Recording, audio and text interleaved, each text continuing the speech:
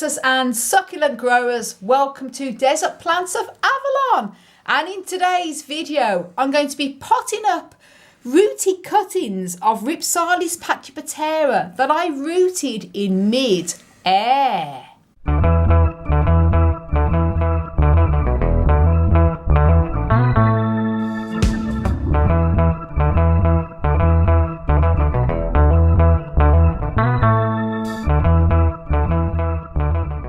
Now this Rhipsalis Cactus, these were cuttings that were gifted to me a few weeks ago from my wonderful friend Danny Rose. And I actually have this awesome plant already that Danny gave me some cuttings about a year or so ago. And I'm very happy to say it is blooming absolutely gorgeous. I'm going to show you the blooms in a minute.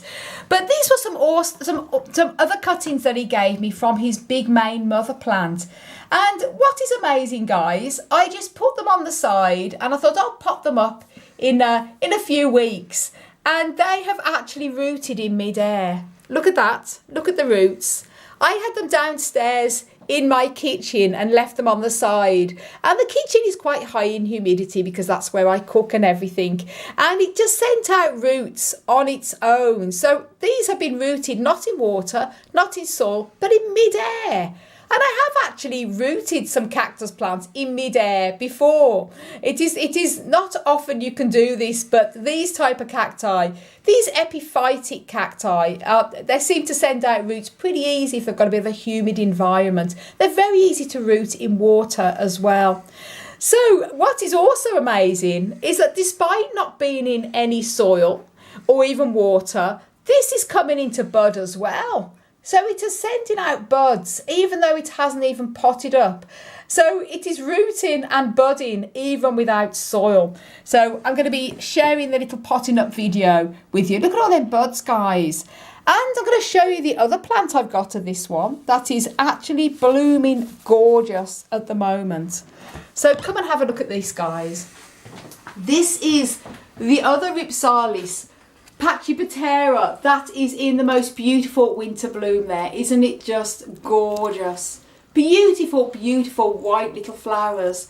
It's very beautiful plant. And these were the two cuttings that I got from, well, three cuttings I got from my friend Danny Rose over a year ago. Planted it up and it's grown so well. Got a little hanging basket here in my grow room, and so beautiful to see all these gorgeous lovely winter white flowers on this Rhipsalis. Isn't it just beautiful, guys? Really pretty. And I have a very similar one, but it's not Cactus, and this is Rhipsalis platycarpa, and it's very similar in appearance, but it has more wider, more rounded, more scalloped leaves, and all the clades, I should say. And these big clades here, big and chunky, lovely and red, is also in bud as well. Tons and tons of buds, lovely winter bud. So that is going to be blooming gorgeous very soon also, which is, it's lovely to see the epiphytic Rhipsalis cacti at this time of year coming into bloom, because they are amazing winter bloomers. And just look at that, it's packed with buds. Gorgeous. I've also got some of my other Rhipsalis as well that are also coming into bud. And this here is my Rhipsalis crispata.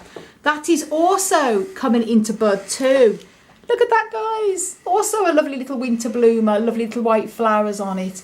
And I'll link up above to some videos of when this plant and the other Rhipsalis that I've got have been blooming beautiful. So very happy to see.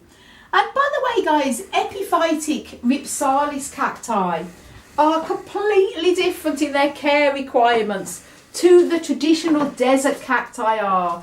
They like to have a lot more moisture and also a bit more frequent watering during the winter too, higher humidity. So I keep the majority of mine indoors for the winter because I do still have to water them. And they're also great cacti that can take sort of north-facing windows, more shade, totally different requirements to desert cacti. And if you want to know the difference between an epiphytic cactus and a desert cactus, well, I've made a video. I'm going to explain the whole differences between the two. So I'll link that video above. Do go ahead and watch it after this one. Also, before I start potting up, I've made a video on all of my epiphytic Rhipsalis Cactus collection. So if you want to see all of them in my collection, because I also have quite a lot in my polytunnel that are more colder hardy too, then do go ahead and watch that video after this one. And I'll link that video also up above. Anyway, enough of my waffle. Let's get potting on. So that's amazing. They've rooted in air. The soil mix I've made up here is very different to what I would use for my desert cacti.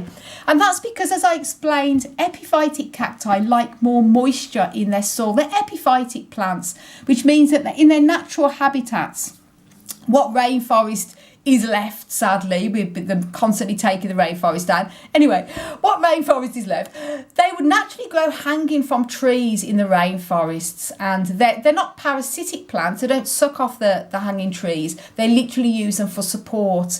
So they're used to moisture and also a lot more shade for obvious reasons. So because of that, I have used a soil mix made up of peat, a bit of loam and perlite.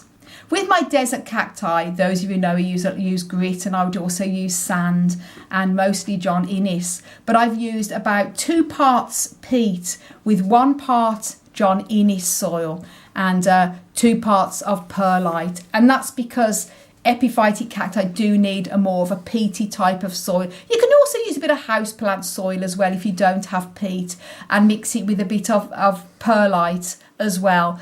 Most important things, don't use the dry desert cactus soil because they're totally different requirements. So then, here we go.